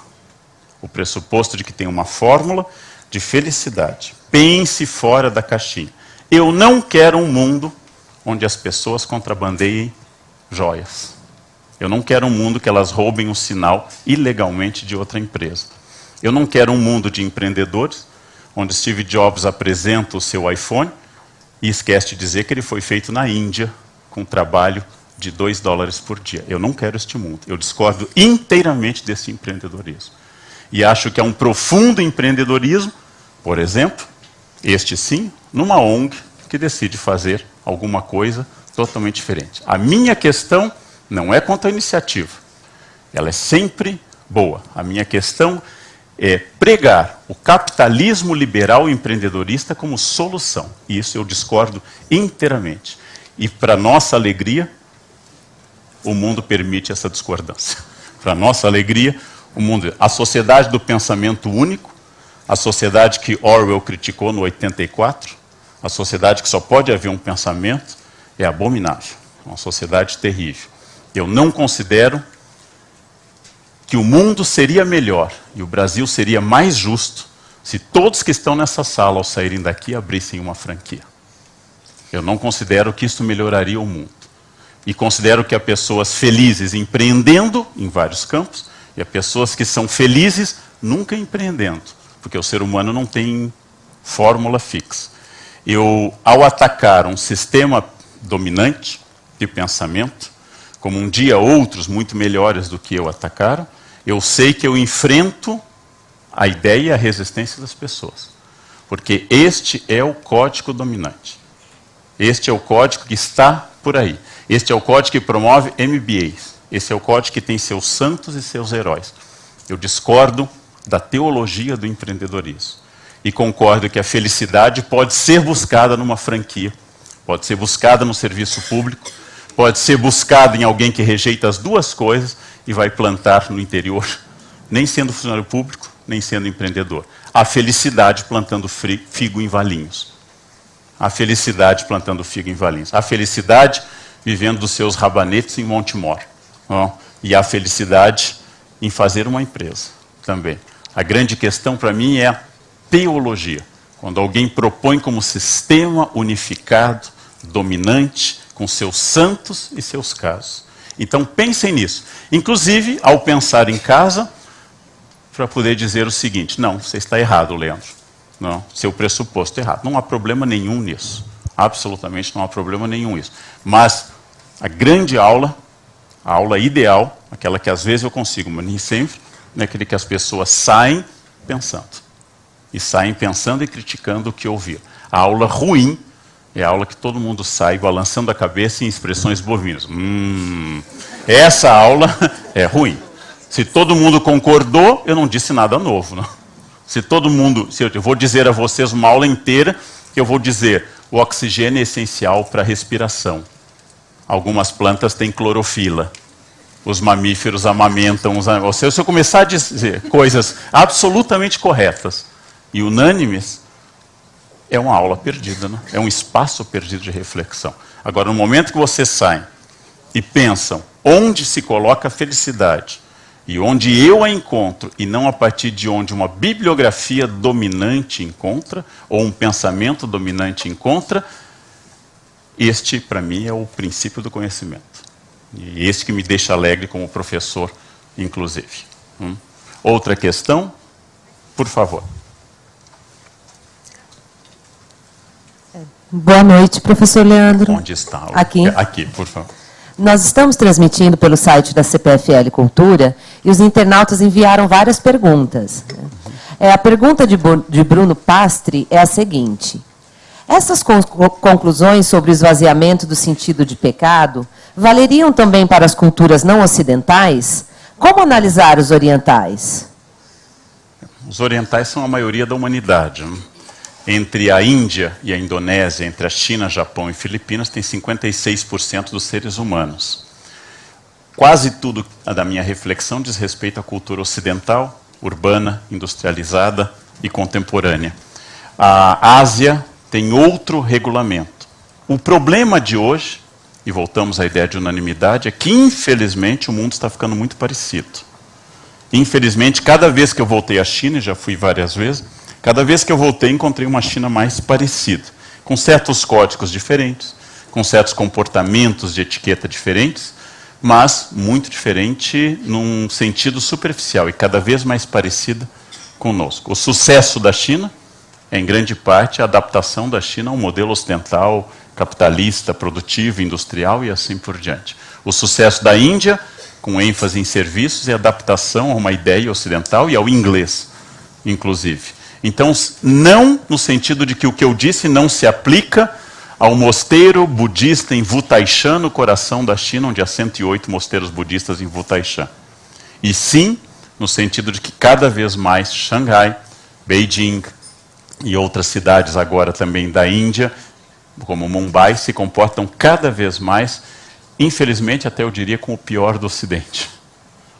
Uma vez o Ocidente quis importar da Ásia o melhor da Ásia, a meditação, a ideia zen, etc. E hoje a Ásia importa o pior do Ocidente, a poluição, a produção em larga escala, o trabalho mal remunerado e assim por diante. Então isto é ambíguo, mas quase tudo que eu afirmei e refleti aqui diz respeito a uma questão, diz respeito ao Ocidente. Outra questão, para cá. Quem está com o microfone? Boa noite. Aqui. Boa noite. Assim, tendo em vista que você falou que a população hoje é a que mais lê e é a que menos produz desde os últimos tempos.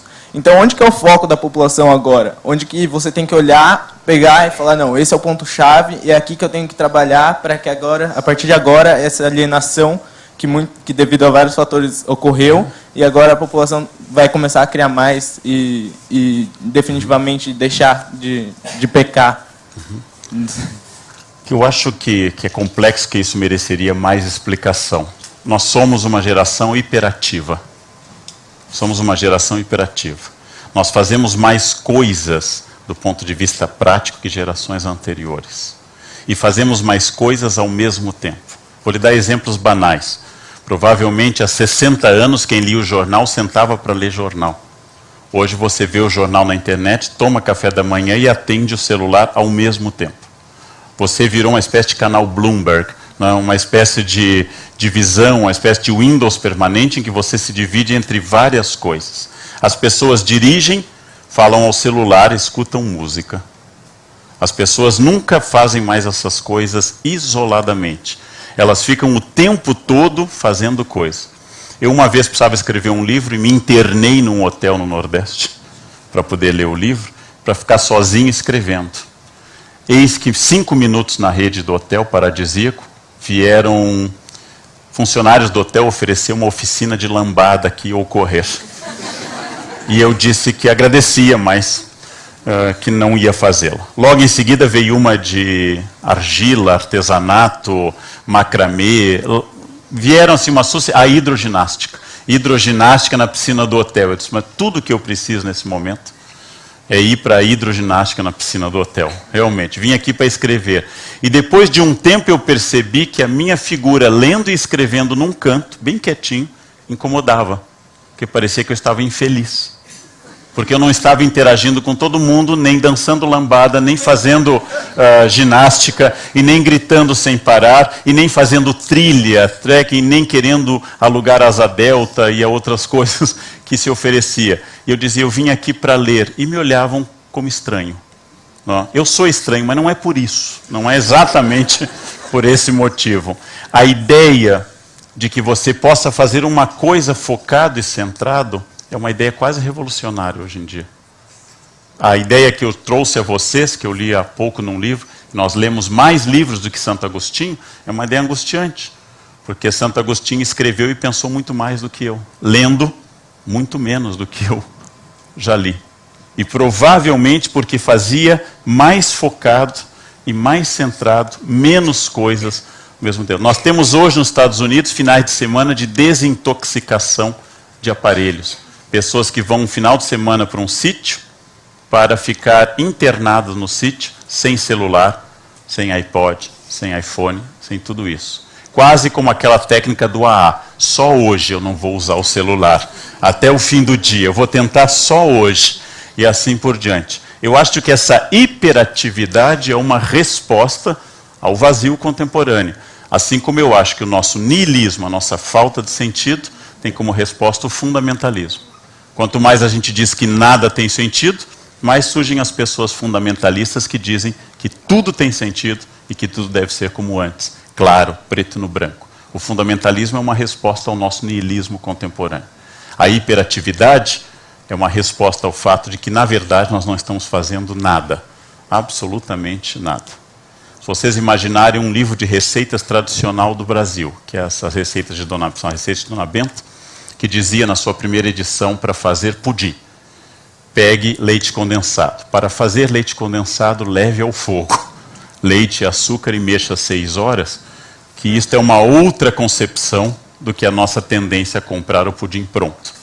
Antes as coisas eram mais custosas, mais elaboradas e mais trabalhadas, mas o resultado é diferente. E as pessoas são diferentes também a esse respeito. Não quer dizer que antes era melhor, apenas que na nossa diferença está um pouco da nossa superficialidade e da nossa pasteurização de comportamento, que é uma das marcas contemporâneas. Outra questão, por favor. Boa noite. Primeiro, cumprimentá-lo pela palestra. Obrigado. Que eu achei fantástica. Segundo, a respeito das crianças trabalhando e sem educação. Eu tenho certeza que ninguém aqui contrata criança, nem deixa criança fora da escola. Esse pecado precisava ser colocado. Quem é que tem culpa disso? Não é nenhum de nós. Quer dizer, por alguma, pelo menos diretamente. Deve existir uma maneira de se superar isso e não é... Não dá para assumir a culpa. O garoto trabalha lá no interior do Maranhão. O que eu posso fazer para isso? Eu acho que esse... novamente, eu achei muito importante a sua apresentação. Eu queria algum detalhe sobre isso. Claro, obviamente.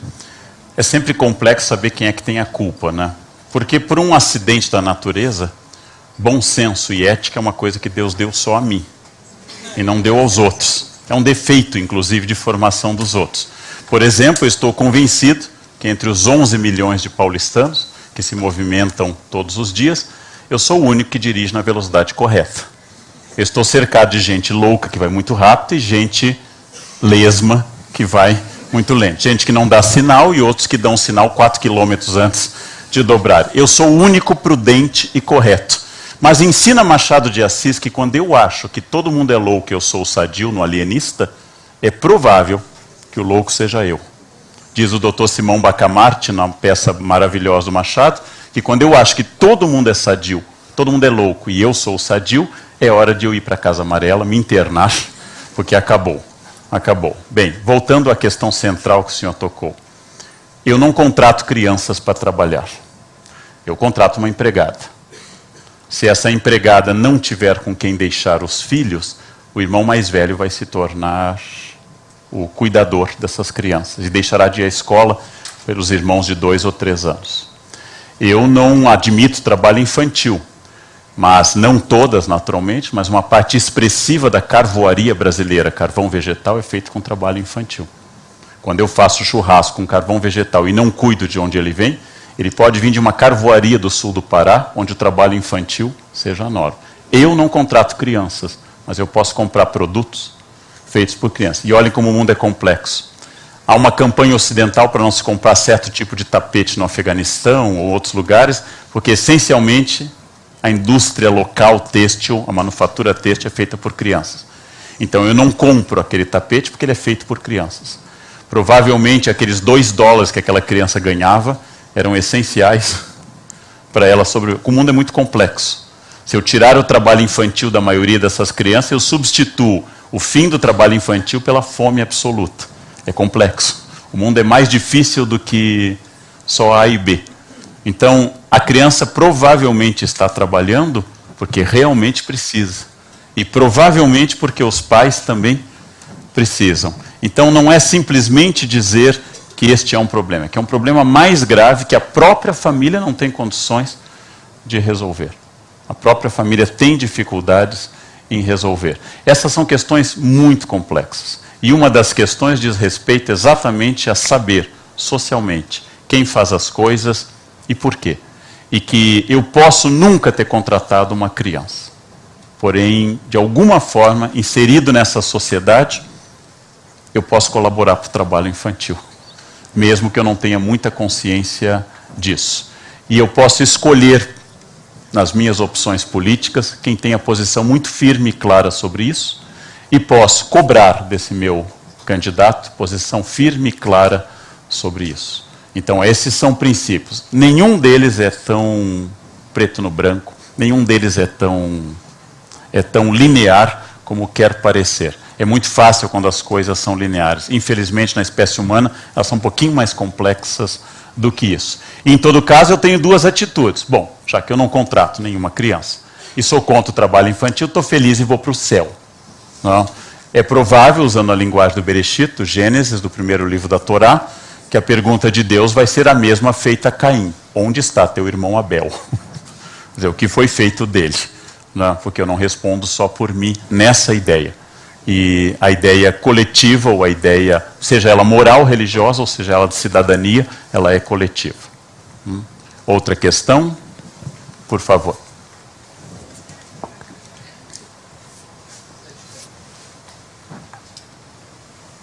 Primeiramente, parabéns, muito Cada obrigada pelas palavras brilhantes.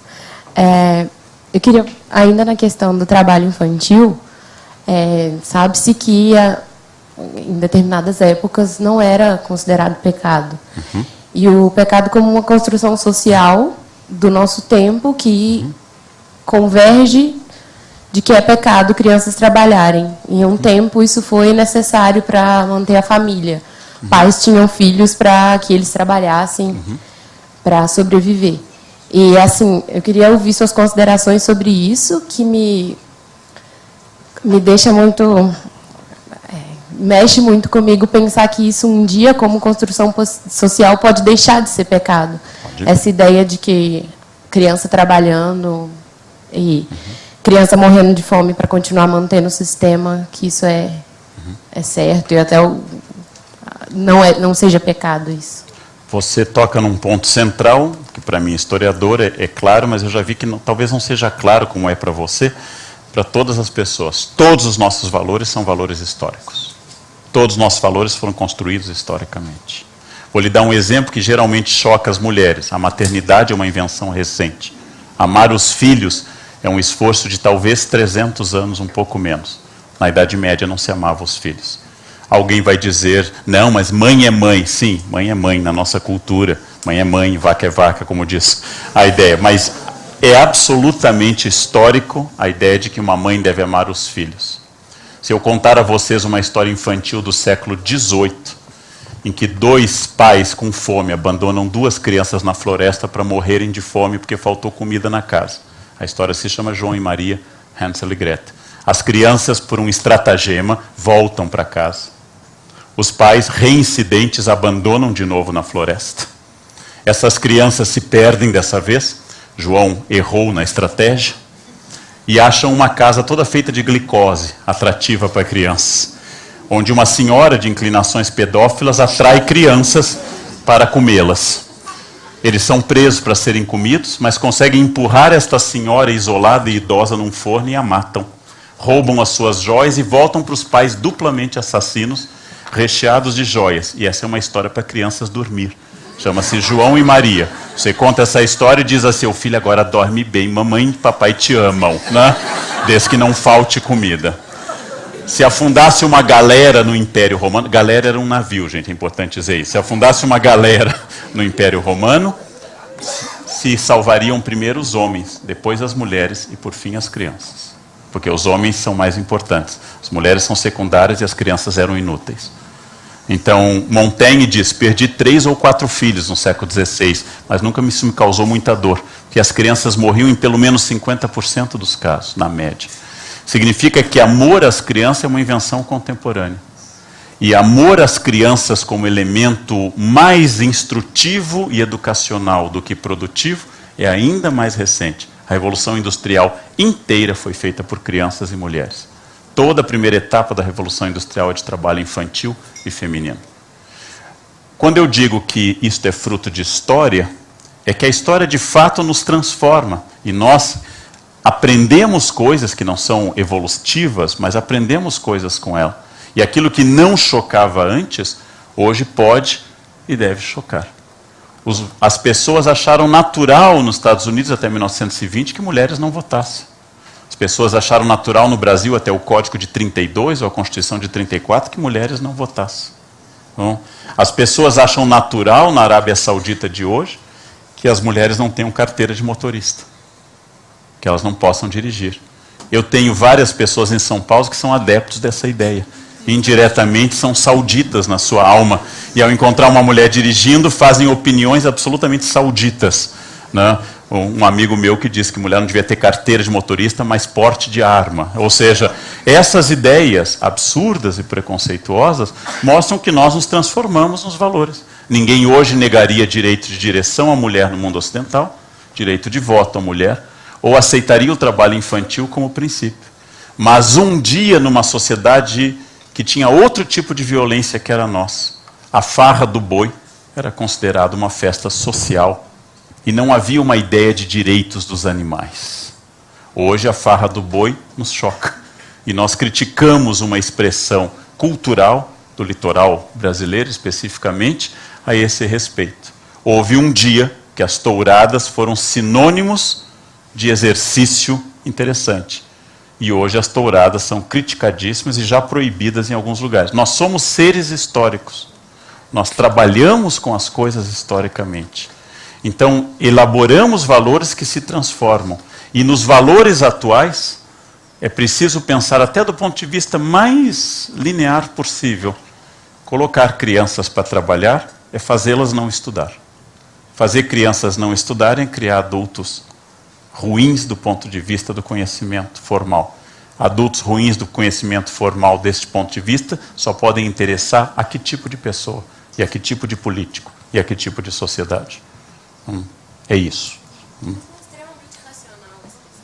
Eu espero que sim, porque eu sou racional. Eu desejo do fundo do coração que seja racional. Não? Coloca a razão acima de tudo. É que não sei se você faz como acusação o que eu considero um elogio. Não, você não. Dizendo racional, eu agradeço. Não. Muito obrigado. Não acredito em gnomos, nem em duendes, não procuro o precioso, o anel. Então, extremamente, tudo que eu falo, vejo e sinto é racional. Não, eu concordo. Sem dúvida. Concordo com o seu pensamento. E só digo racional do homem na valorização da razão. E colocando a razão acima de tudo, como conhecimento acima de tudo. Então, é importante para uma criança que ela não trabalhe, porque ela deve adquirir conhecimento. Como conhecimento sendo tão necessário.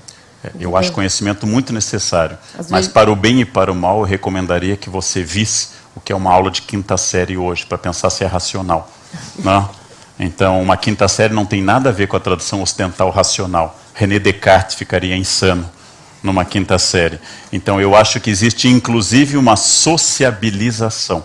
Existe, inclusive, um efeito da escola, que quando fracassam todos, aquele é o melhor, que é a sociabilização. A racionalidade existe em mim, mas eu acho que a educação pode ser inteira e deve ser inteiramente lúdica, especialmente nos primeiros anos.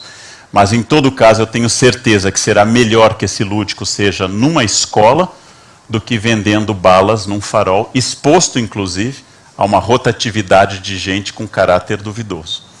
Não? É isso que eu quero dizer. Não estou pensando que as crianças não devem trabalhar para estudar filosofia cartesiana. Não? Isto é impossível. Não, talvez fosse desejável, mas é impossível. Outra questão, por favor. Essa é um pouquinho que nós temos aqui, um pouquinho, por favor, que ela fazer a pergunta na ordem. A Lara quer saber o que você sugere para reverter a atomização que caracteriza a vida social. É difícil pensar isso. Seria como reverter a decadência da letra manuscrita em função da invenção da imprensa. Reverter a falta de habilidade com datilografia, porque nessa sala, quem fez datilografia tem uma certa idade. Quem tem na cabeça nessa sala A, S, D, F, G, C, cedilha, L, K, J, H, como eu, tem uma experiência de uma certa idade. Então, isto é uma questão.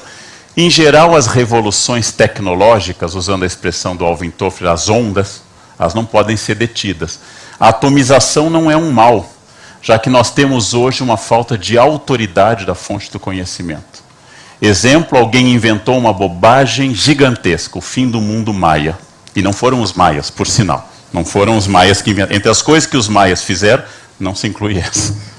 Os maias não foram capazes de prever o seu fim, mas se diz que eles previram o nosso. Aparentemente fracassados com eles, profetizaram o nosso. Será dia 21 de dezembro, 15 para as 2 da tarde.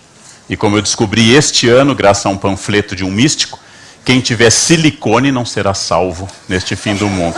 Achei isso fascinante. Aí eu volto ao racional. Eu volto ao racional. Então eu não me preocupo em deter a atomização do conhecimento. Eu não me preocupo em achar que ela é necessariamente ruim. Pelo contrário, eu não vou contrapor a este modelo atual uma Idade Média em que apenas em meia dúzia de mosteiros, meia dúzia de padres, copiavam livros e a massa absoluta era analfabeta e não tinha nenhuma informação sobre nada. Este não é o meu mundo ideal. Eu acho que a atomização ou a capilarização do conhecimento, ela pode ser positiva. O problema é que nós temos que responder a isso. Exemplo, como professor. Ao invés de ensinar para as crianças conhecimento, ensinar para as crianças técnicas de validação do conhecimento. Ou seja, como ela vai ler na internet que aquilo é válido ou não. Ao invés de mandá-lo pesquisar na internet alguma coisa. Por exemplo, pedir que ele leia 3 definições de algo na internet e discuta como elas foram construídas. Essa é uma nova educação. Só que nós, professores, eu em primeiro lugar, não fomos preparados para isso. Nós fomos preparados para uma escola com giz, com provas e com perguntas, que é a escola do século XIX. E não é a escola do século XXI. Esta é uma questão complexa. Não? Bem, outra questão. Só com o microfone, por favor. Boa noite. Boa noite. Há menos de um ano, eu vi em uma cidade espalhado pelos pontos de ônibus a publicidade de um site cujo nome fazia um jogo de palavras com Éden e com o logotipo de uma maçã mordida. Acho que a Apple ainda não tinha se dado conta que eles tinham feito aquilo. E era o primeiro site, se dizia ser o primeiro site para relacionamentos extraconjugais para mulheres. E, na verdade, a ideia, e o logo dizia assim, que ser fiel a 2 homens era ser 2 vezes mais fiel. E isso veio depois de 5 minutos da sua palestra. Eu pensei imediatamente nesse caso. E, então, peço um seu comentário, talvez uma extrapolação da ideia central dessa palestra, não só que o pecado conhecido antigamente, ele vem suavizado através de uma relativização que permite uma infinidade, uma maleabilidade de certos e errados. Não só essa suavização, mas, quem sabe, uma conversão do pecado em mandamentos contemporâneos. Complexo, né? Vamos entrar em 50 tons de cinza. Vamos lá. Se fosse válida essa progressão geométrica ou aritmética, porque eu não entendi exatamente a razão, se ser fiel a 2 homens fosse o dobro de fidelidade, a 4 seria o quádruplo de fidelidade. E a poliandria presente em poucas tribos da Polinésia e em experiência histórica seria o máximo, uma mulher com muitos homens. Ou a poligamia, que é o mais comum, um homem com muitas mulheres. O que eu acho que nós questionamos salutarmente, modelos institucionais. Fidelidade ou infidelidade, modelos institucionais dados por uma cultura ocidental cristã, especialmente judaico-ocidental cristã. Não quer dizer que isto seja uma fórmula de felicidade. O que eu acho suspeito é que uma mulher que procura num site a infidelidade, suspeito, em primeiro lugar, não é uma infidelidade feminina, porque a não ser que o site seja só de lésbicas, ela fará isso com um homem. Então a infidelidade é sempre de homem e de mulher. O fato dos homens não engravidarem já é dito desde o século XVIII, que tornou o aborto um pecado universal. Se os homens engravidassem, o aborto seria dado em catedrais, ao som de canto gregoriano. Passaria o homem grávido, mais um feto, amém.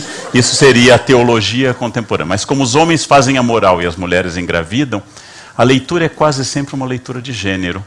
Ou seja, que a fidelidade seja visto pelo feminino e não pelo masculino. Eu acho que a fidelidade é um dado cultural e a biologia dos mamíferos não é fiel. Como conciliar essas duas coisas é, de novo, voltando à ideia de que não há fórmula, não existe modelo, não existe uma única questão. E é bom viver numa sociedade, como a nossa neste momento, em que seja possível viver vários modelos e várias formas. Que você não seja obrigada a fazer nada se você não quiser. Ou seja, que é uma sociedade onde haja essa opção de escolha, que é um mérito, que nós ganhamos este mérito, que lutamos por ele depois de muito tempo. Uma sociedade que ainda é profundamente violenta com as mulheres, profundamente machista, profundamente voltada para os homens. E quando a sociedade americana, onde o capitalismo está no seu apogeu, o maior PIB do mundo, teve que optar entre inovar com um negro nascido no Havaí de pais quenianos e educado na Indonésia, e uma mulher, optou pelo negro, nascido no Havaí, filho de pais do Quênia e educado na Indonésia, ou seja, é mais seguro. Indonésia, Havaí, Quênia é mais seguro que a Hillary Clinton, não? Porque é mulher. Então, acho que esses são dados interessantes para se refletir. E acho que a internet e a possibilidade desse dinamismo apenas acelerou uma questão que está contida no livro Ligações Perigosas, do Châtellerault de Laclos, por exemplo, no século XVIII. Ligações Perigosas fala de traição e infidelidade no século XVIII. A grande questão é que no século XIX nós inventamos um dado histórico novo, inédito na história. E este dado nós estamos dialogando com ele ainda, de que nós devemos ser felizes com a pessoa que casamos. Esse é um dado novo. E é uma dificuldade debatê-lo. Porque no século XVIII se casava porque era um arranjo, um contrato. Você não amava com quem você se casava. No século XIX se passou a dizer, no contexto do romantismo e de várias outras forças, como o ultramontanismo católico, que você deve casar com uma pessoa, gostar dela, ser fiel a ela, gerar filhos, gostar disso e amar cada vez mais. É um sacrifício enorme. Tirando as pessoas aqui presentes que são felizes no matrimônio, pensando no mundo normal, que pressupõe regra, e no momento que você estabelece essa regra, é difícil. E aí vem de novo a questão de que o ser humano não é linear. A infidelidade, a poligamia, a poliandria e a troca de parceiros e parceiras com frequência também não parecem alavancas poderosas da felicidade. Quer dizer, as pessoas que têm muitas relações sexuais não parecem mais notadamente felizes do que as que têm poucas. Não, absolutamente. Então não existe uma regra clara para essas coisas. O mundo pós-moderno tem este problema, porque aí vem a tendência ao fundamentalismo. Você quer estabelecer regras e você fica sonhando com um mundo onde os pecados eram definidos. Quando eu era criança no interior do Rio Grande do Sul, a noiva que não fosse mais virgem casava de vestido rosa ou bege, porque não era mais virgem. Os jovens não sabem disso, mas o branco da noiva é símbolo da virgindade. Sei que vocês não têm a menor noção do que seja isso, mas o branco é simbólico. Simbólico do que hoje não sei, mas ele é simbólico. Ele é simbólico. E isto não era assim. Esta é uma questão. Isso é uma questão complexa. Mas não é o nosso tema de hoje. Onde está o nosso micrófono? Está lá. Por favor. Oi, boa noite. Boa noite. Eu queria saber de você como é a sua visão de futuro. Hoje, com essa sociedade que a gente está, tudo meio pasteurizado, tudo muito igual, que é difícil você ir contra essa corrente. A gente que tem filhos mais novos, que tem um futuro, que tem que prezar para eles, às vezes é difícil, porque a gente fica muito pessimista e não vê muita saída, né? A gente é bombardeado o tempo inteiro e é complicado. Como é que você analisa a nossa vida daqui para frente? Você é pessimista? Você é otimista? O que você espera disso tudo? Você sabe que geralmente perguntam ao historiador sobre o futuro. É curioso isso, porque nós somos especialistas no passado. Não? É estranho, inclusive. Eu tenho uma experiência que, assim que eu dou uma entrevista numa televisão, imediatamente o repórter pergunta: o que vai acontecer no Oriente Médio nos próximos 20 anos? Se os historiadores tivessem essa informação, eles seriam pelo menos materialmente mais bem-sucedidos. Se a gente soubesse quais ações iam prevalecer, como seria o petróleo, pelo menos do ponto de vista material a gente seria mais feliz. Eu não sei nada sobre o futuro, absolutamente nada. Eu não sou uma pessoa pessimista. Eu acho que nós temos riscos muito grandes e eles não estão no campo moral nem ético diretamente. Eles estão no campo ecológico. Eu acho que nós vivemos a proximidade e a possibilidade de um colapso ecológico. Eu acho que isto é um dado. Segundo uma velha experiência que um amigo meu lembrou esses dias, se eu colocar um sapo na água quente, ele pula, imediatamente. Se eu colocar o sapo na água e esquentar 1 grau por hora, ele morrerá cozido sem pular. A situação que nós vivemos hoje é que nós não estamos percebendo porque sobe 1 grau por hora. Esta semana fez 35 graus no inverno em São Paulo. Há oscilações de temperatura que são naturais dos ciclos geológicos. A Terra vem esquentando e gelando sistematicamente sem a interferência humana. Sabemos disso porque aqueles esquilinhos procuravam a sua avelã na era do gelo há muitos e muitos milhões de anos. Agora, nós vivemos um colapso grande, que vai demorar mais para ser sentido no Brasil do que em outro lugar, porque nós temos mais água do que outros lugares. E vai demorar mais para ser sentido no hemisfério sul do que outros. Mas tirando este medo ecológico, que eu não sei se é reversível, não tenho dados para dizer isso, eu sou otimista quanto a uma série de coisas, porque continuo achando que as pessoas que acham que os jovens são piores que no passado são apenas pessoas que envelheceram. Porque eu acho que meu pai achava isso e meu avô achava isso. A minha avó me dizia que na época dela não havia violência. E eu dizia, vó, a família veio da Alemanha, Segunda Guerra, 55 milhões de mortes. Não havia violência, todo mundo se respeitava. Auschwitz, Sobibor, não, todo mundo se respeitava. Ou seja, esta é uma memória inventada, é uma memória construída. É uma memória...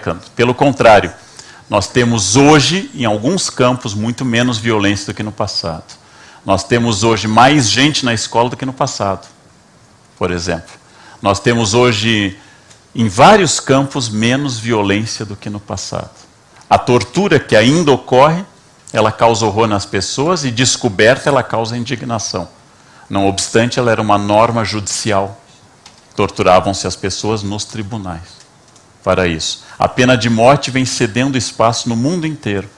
Mais e mais países abolem a pena de morte. Há vários motivos para a gente ser otimista. Em todo caso, pensando racionalmente. Se o mundo está para acabar ou não, não há nada que a gente possa fazer neste caso. Logo, vamos viver bem até o fim. Até o cogumelo atômico surgir na janela da nossa casa, vamos mantê-la limpa, ordenada, bem organizada e feliz para as pessoas que estão ali. Agora, eu sou otimista. Eu sou otimista. Este é um momento de otimismo parcial em alguns lugares do globo e pessimismo. Períodos de grande otimismo como a Belle Époque e de profundo pessimismo como a década de 20, no pós-guerra, são períodos históricos também que se alternam. Em vários sentidos, eu acho maravilhoso que nós hoje, por exemplo, tenhamos essa capacidade de comunicação, tenhamos tanta gente pegando avião, tenhamos tanta gente conhecendo tantas coisas, e tanta gente viajando, e tanta gente fazendo, eu acho tudo isso muito bom.